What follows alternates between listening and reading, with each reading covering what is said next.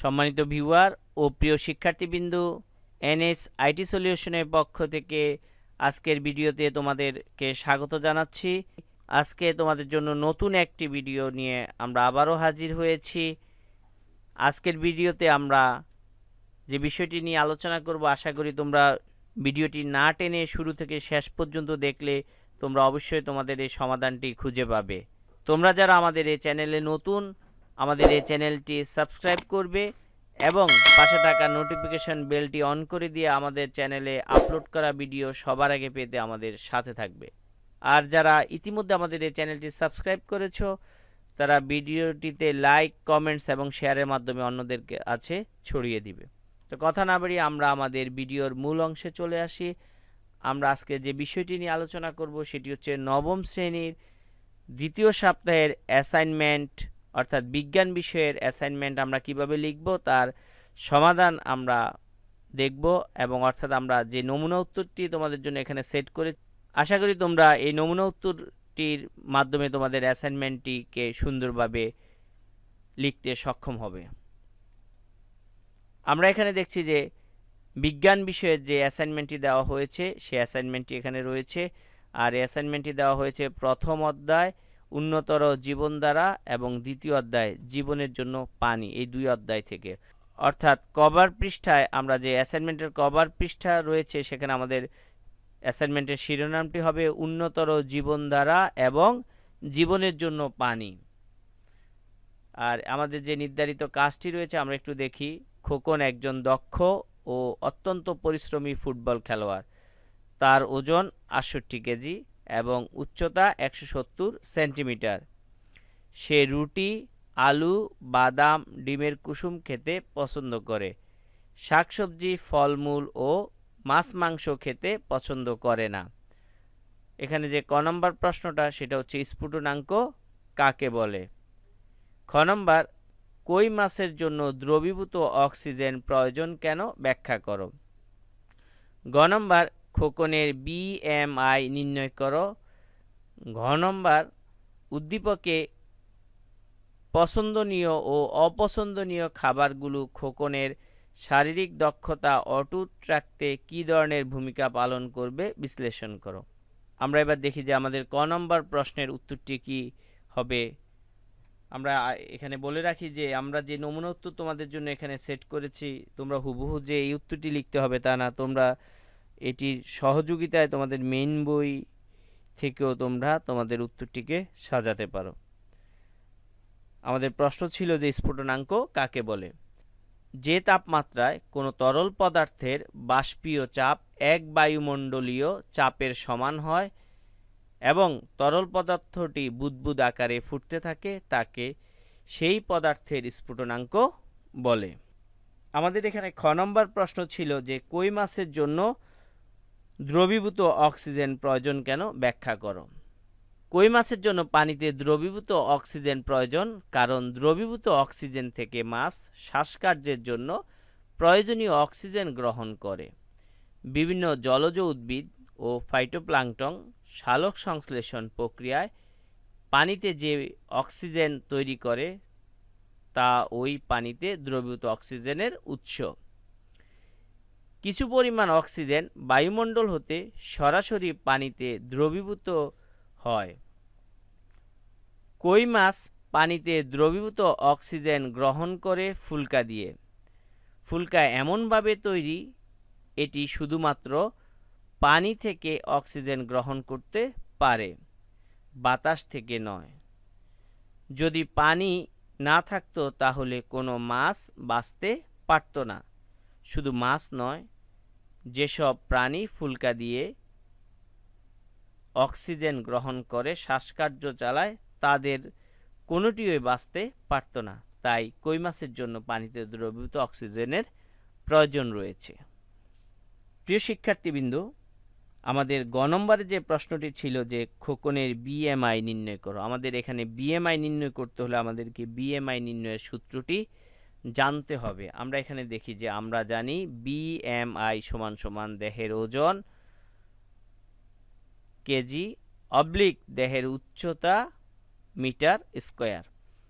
অর্থাৎ এখানে আমাদের যে ওজনটা হবে কেজিতে আর দেহের উচ্চতা হবে মিটারে, এবং উচ্চতাকে বর্গ করে করতে হবে, বর্গ করে তা সেই উচ্চতার বর্গ দিয়ে আমি কিন্তু ওজনকে ভাগ করলেই বিএমআই পেয়ে যাব।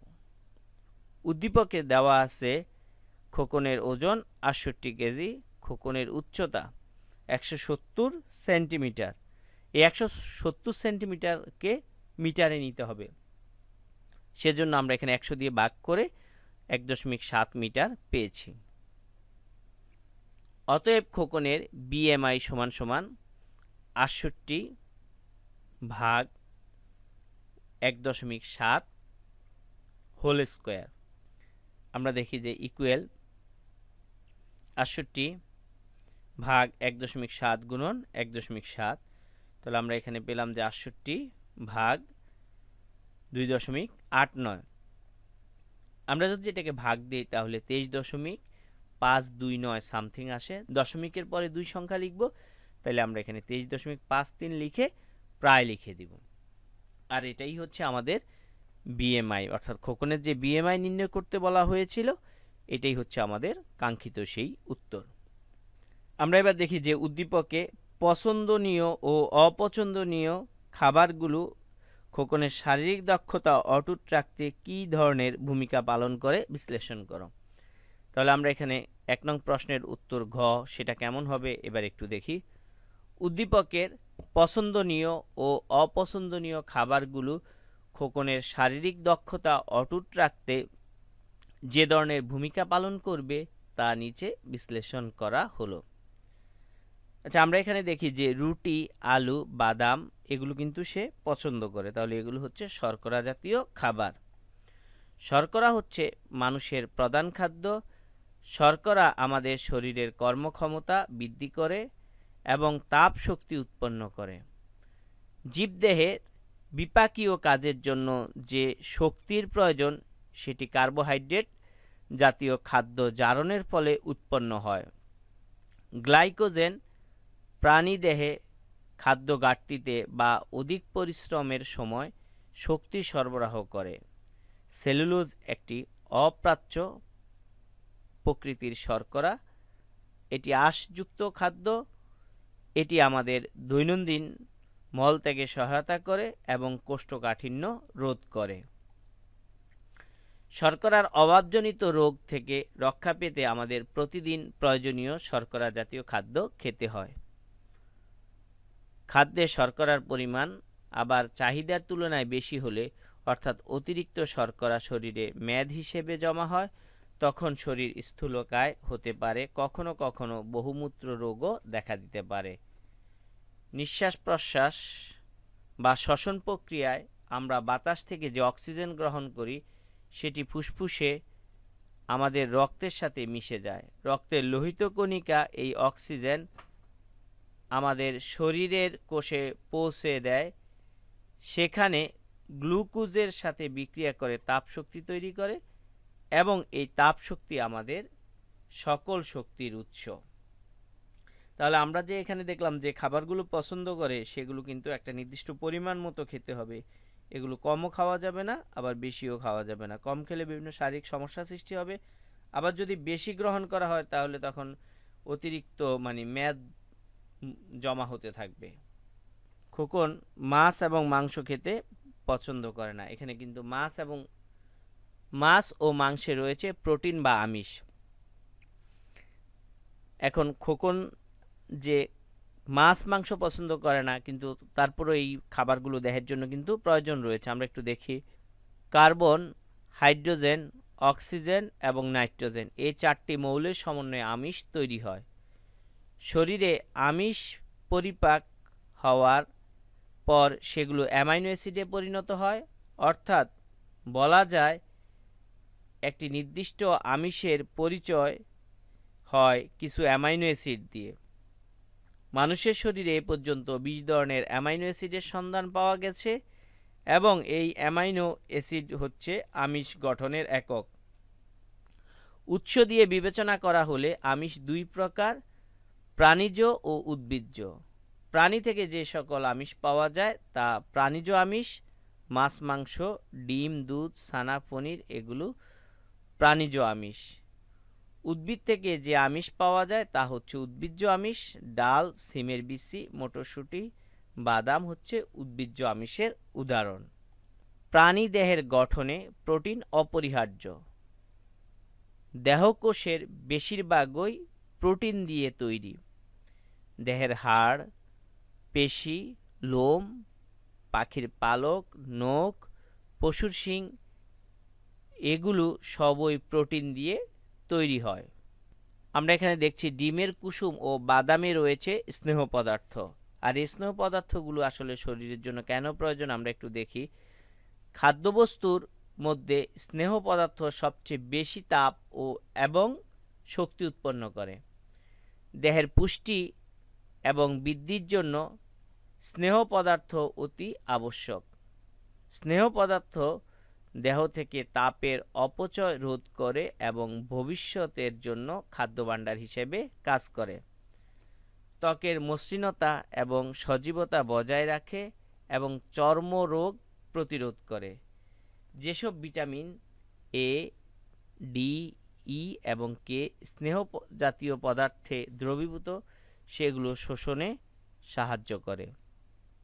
স্নেহ পদার্থের অভাবে চর্মরোগ, একজিমা ইত্যাদি দেখা দেয়। ত্বক শুষ্ক এবং খসখসে হয়ে সৌন্দর্য নষ্ট হয়। দীর্ঘদিন স্নেহ পদার্থের অভাব হলে শরীরে সঞ্চিত প্রোটিন ক্ষয় হয় এবং দেহের ওজন কমে যায়।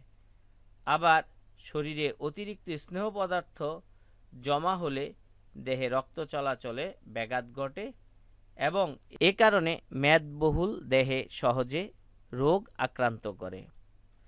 আমরা এখানে আরেকটি জিনিস দেখছি যে শাকসবজি কিন্তু খোকন অপছন্দ করে, কিন্তু শাকসবজিও কিন্তু শরীরের জন্য প্রয়োজন। এগুলোতে রয়েছে ভিটামিন এ এবং সি। দেহের স্বাভাবিক গঠন এবং বর্ধন সুষ্ঠুভাবে সম্পূর্ণ হওয়ার কাজ নিশ্চিত করে। দেহের বিভিন্ন আবরণী কলা যেমন ত্বক, চোখের কর্নিয়া ইত্যাদিকে স্বাভাবিক ও সজীব রাখে। হাড় এবং দাঁতের গঠন এবং দাঁতের মাড়ি সুস্থ রাখে। দৃষ্টিশক্তি ঠিক রাখে এবং রাতকানা রোগ প্রতিরোধ করে। দেহে রোগ সংক্রমণ প্রতিরোধ করে। শরীরের ক্ষত পুনর্গঠনের কাজে সাহায্য করে। স্নেহ, আমিষ ও অ্যামাইনো অ্যাসিডের বিপাকীয় কাজে ভিটামিন সি গুরুত্বপূর্ণ ভূমিকা রাখে। আমরা পরিশেষে বলবো যে শর্করা জাতীয় খাবার কিন্তু বেশি খাওয়া যাবে না। যেটা আমরা বললাম যে বেশি খেলে হবে কি বিভিন্ন রোগের সম্ভাবনা দেহে বেড়ে যাবে, যেমন ডায়াবেটিস হওয়ার সম্ভাবনা থাকে। প্রাণীজ আমিষে এবং স্নেহ পদার্থে থাকে চর্বি, যা বেশি খেলে রক্তে কোলেস্টেরল এবং উচ্চ রক্তচাপ হওয়ার সম্ভাবনা দেখা দেয় অনেক বেশি। তাই পছন্দনীয় খাবারগুলো ইচ্ছে হলেই বেশি খাওয়া যাবে না, আবার অপছন্দনীয় খাবার কম খাওয়া যাবে না। সুস্বাস্থ্য বজায় রাখতে হলে সব খাবারই পরিমাণ মতো খেতে হবে। সুষম খাদ্যের তালিকা তৈরি করতে হবে, তাহলে তো আসলে সুস্থ এবং সুন্দর জীবনযাপন করা যাবে। আর সেক্ষেত্রে শারীরিক যে কর্মদক্ষতা বা শারীরিক যে দক্ষতা সেটি অটুট থাকবে। আশা করি শিক্ষার্থী বন্ধুরা তোমরা আজকে যে এই বিষয়টি নিয়ে আলোচনা করলাম, তোমরা এই ভিডিওটি দেখে তোমরা বিষয়টি ভালোভাবে লিখতে সক্ষম হবে। তো তোমরা এখনও যারা আমাদের এই চ্যানেলটি সাবস্ক্রাইব করো নাই, আমাদের এই চ্যানেলটি সাবস্ক্রাইব করে নোটিফিকেশন বেলটি অন করে দিয়ে আমাদের চ্যানেলে আপলোড করা ভিডিও সবার আগে পেতে আমাদের সাথে থাকো।